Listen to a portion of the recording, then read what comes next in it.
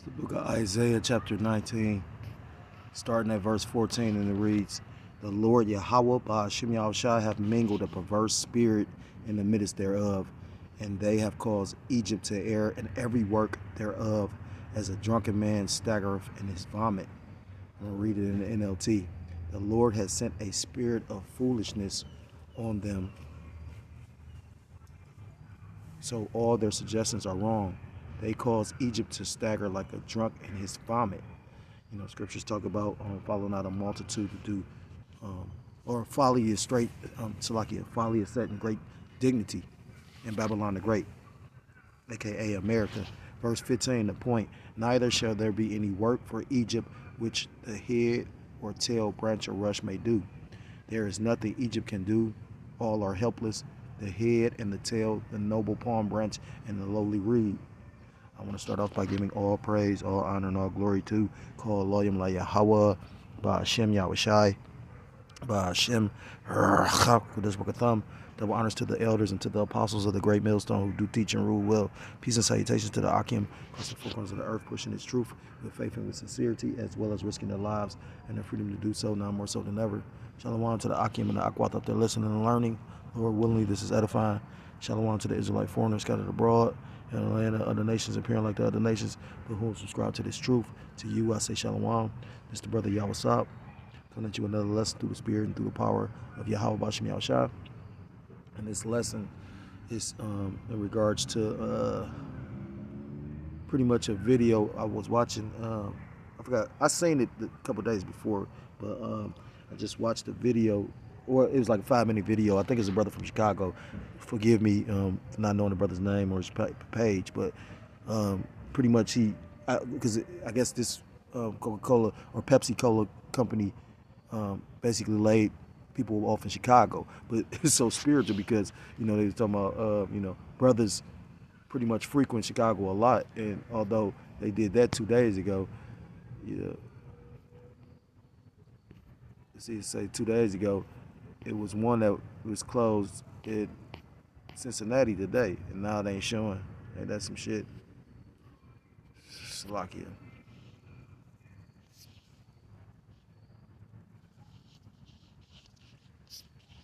Bear with me for a second.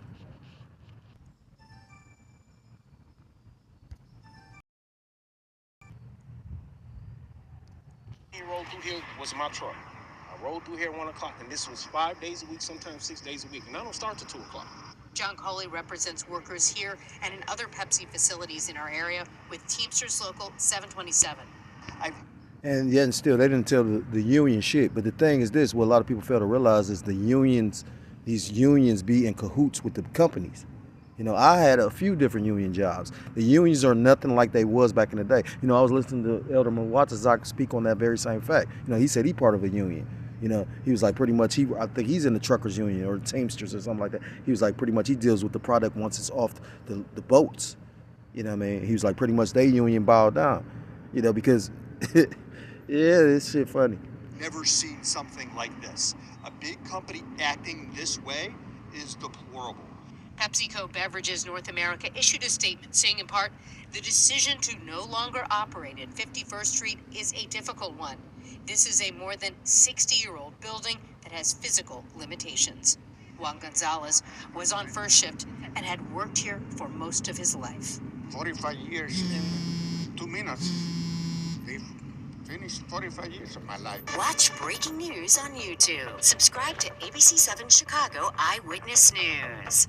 But, you know, you got a lot of our people that's pretty much trusting in Egypt. You know, this is the book of Egypt gonna let you down. This is the book of Isaiah chapter 30, and starting at verse 1, and it reads, "Woe, woe can be mourning, woe can be destruction. Woe to the rebellious children." Who are the rebellious children? You so-called blacks, Hispanics, Native Americans, Seminole Indians, West Indians, and Haitians. You know, God's true chosen people. You know, you are the Israelites, you know. Keep on getting these stupid ass. You know, you got a question too. I'm not even a registered voter. You know what I mean? How am I getting all these messages from these fucking different, you know, things talking about voting? Councilmen calling my fucking phone. That's how you know this shit is all. It ain't really, unless the Lord gonna allow you to escape out of this, and it ain't no escaping it. You know, you all on the grid. You on the grid now, but they really want to put you on the fucking grid when they put that device in you. It says, woe to the rebellious children, saith the Lord, Yahweh, Ba'ashem Yahushai. Yahweh meaning he is, he exists, or he to be. Ba'ashem, Ba'az in, Ha is the, Shem is name. Yahushai meaning he saves or he deliverer. True names of the Most High God and the Son, who you ignorantly call God and Jesus Christ. It says, woe to the rebellious children, saith the Lord Yahweh Ba'ashem Yahushai, that take counsel, but not of me, because they taking counsel from Babylon the Great. And see what Babylon the Great gave you? Motherfuckers just knew they was gonna have that job. But you gotta remember, Pepsi was the same company that went out to South America and was killing individuals down there that was trying to unionize. You know, that's factual. Motherfucker, the guy that tried to start the union, he'll end up dead. You know what I mean? These motherfuckers is cutthroat. Like, these people are fucking devils, you know? But not of me, and that cover with a covering, but not of my spirit, that they may add sin to sin. That walk down into Egypt and have not asked at my mouth to strengthen themselves in the strength of Pharaoh and to trust in the shadow of Egypt. And Babylon the Great, aka America, is the modern day Egypt, you know, which Mizraim pretty much simply means bondage, you know, which, you know, these people, like I said, you heard that Jake say, I was always an hour early. Look at this bullshit. That's a nigga driving that too. You see this nigga promoting this Harris and Walt shit? This shit is just crazy. You know, they trusting in Egypt with this voting shit. Our people is all in that spirit of voting, which, like I was talking to Jake, your vote don't even really fucking matter. That's how brainwashed our people are. You know what I mean? And they think about going to these ballots, which is a ritual. You know what I mean? It's gonna really, I've never even seen, you know what I mean? Like, as long as I've been alive, and I mean, I've seen it on TV, but I've never experienced having to hear that shit. Motherfucker going around promoting that shit. And then a councilwoman or something called me today. Talking about, I forgot what she said her title was, but I'm like, because I'm trying to figure out who the fuck is this calling me. They left a message, but didn't say who they were. You know what I mean? Like, yeah, this shit is fucked up. I hate this place. You know, and like I said again, trusting in the shadow of Egypt will get you put in a position like that those Jakes are. I mean, all of them was Jakes. You know what I mean? And like I said, the Edomite talking about that's preposterous and, you know, horrendous and all that, you know what I mean? But at the same time, again, when you go and actually, like, you know how these organizations works, it be the people at the top that be juiced in. Like the president of the Longshoremen. You know, he talking all that shit, but he making 6 figures, almost 7 figures. I think they say his salary was like $900,000 or some shit like that. So you don't think he juiced in? For him to be able to call for the strike and then stop it immediately, yeah, he juiced in. The fuck? Therefore shall the strength of Pharaoh be your shame, and the trust in the shadow of Egypt your confusion. You know, and like I say, I was just looking at one of the economists. They were saying, well, I didn't watch it, but I seen the title of his video. He said the stock market pretty much plunged 35% in seconds. And just like dude just said, he said shit, he worked at the place for 45 years, but they took them 2 minutes to pretty much let him know that his job was no longer, is over with. But our people love the trust. They love it, and they love it so. They love it. They love this place to the point where they gonna try to fight for it instead of fighting against it. And that's why the Lord gonna kill 2/3 of our people. I got one more, because not only did they do the one in Chicago, they did the one in Cincinnati. And that was today. Well, I saw Aaron today. Salakia. Fair use, fair use. A big group of people just thrown out your service. Nothing. So about 150 workers will be out of a job come the new year after PepsiCo announced production operations will end at the Cincinnati facility. In a statement, the multi-billion-dollar company says its decision was made to optimize the plant by turning into a scaled warehouse. Brenda Ordonez is live after speaking to laid-off workers who said this really was... I just want to add this again, and you got people that's going to trust in this place. These people didn't even let these people know shit. And you still trusting in this place? They want people so desperate when the time comes. Like what happened to those individuals in North Carolina that lost everything. Harris pretty much said, you know, we got $750 fucking dollars for you. And them people bid on that because that's how desperate they were, you know. So just imagine when motherfuckers ain't working, they got a cheaper workforce with the migrants. When crime, this shit, like I said, this is the time to be coming back to your power if you're so-called black, Hispanic, Native American, Seminole Indian, West Indian, or Haitian, you know, one of God's true chosen people, Israelite. This is the time because, I mean, again, if the Lord not with you in these, you know, these coming days, you know, the scriptures talk about in the last days, perilous times shall come.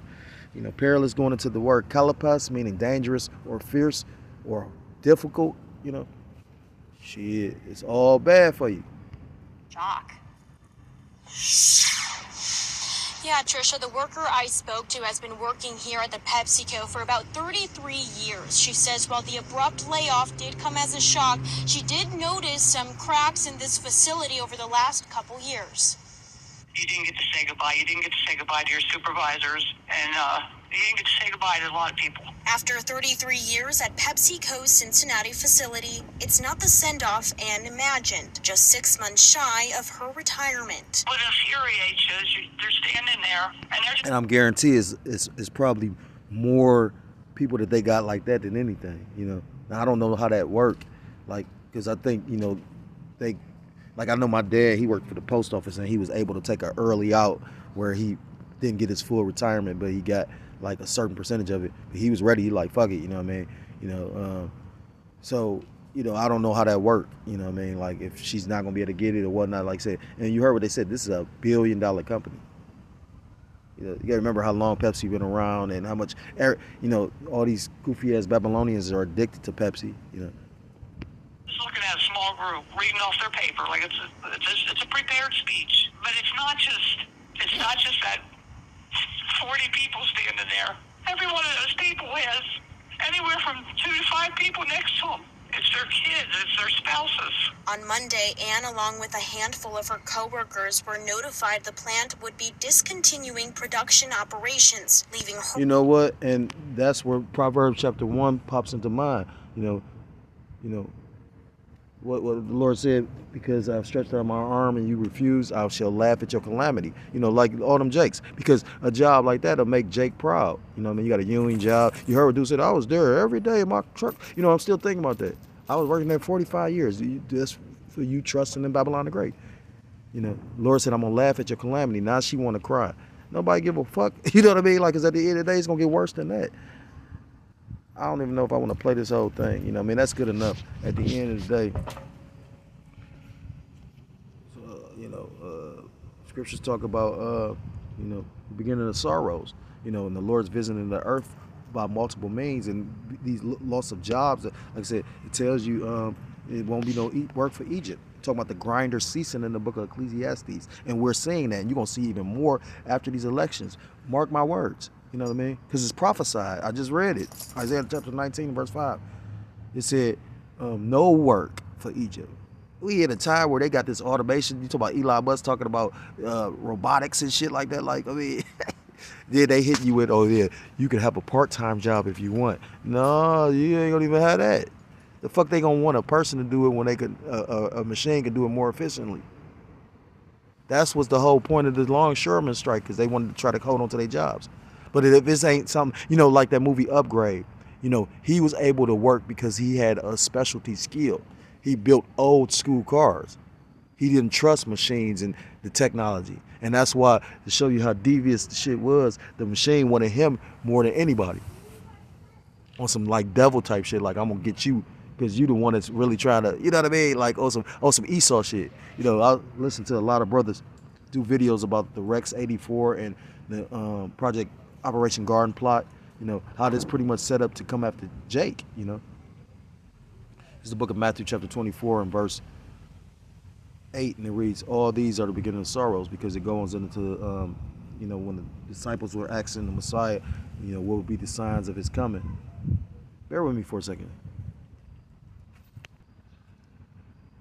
So Matthew chapter 24 and verse 8, all these are the beginning of sorrows. Like I said, these massive job layoffs, you know, people losing work, you know what I mean? The crime increasing, you know, the love of many waxing cold. This is the book of Matthew chapter 24, skipping to verse 21. It says, for then shall be great tribulation, you know, such as was not since the beginning of the world to this time, no, nor ever shall be.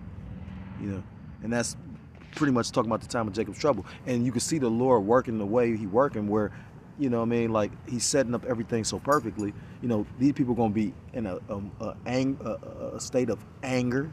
You know, I did a video earlier today where Jake just crashed out and shot at the police. It's like 10 police officers. He just get to busting at the police. It's these spirits created for vengeance out here on a heightened, increased level. You know what I mean? I had to do a video about that, you know.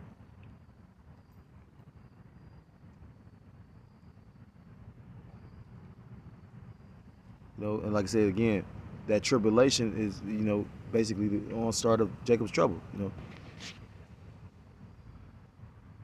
So, you know, prepare to see more job losses, like I said again. Like, I just did a video recently about, they was talking about thousands of stores closing.